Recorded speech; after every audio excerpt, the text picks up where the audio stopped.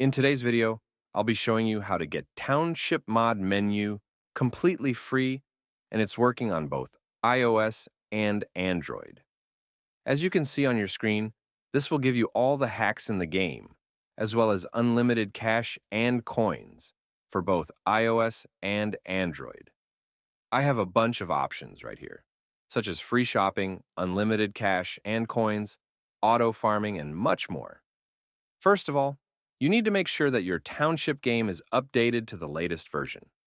To check that, simply go to the App Store and see if there is any update available for the game.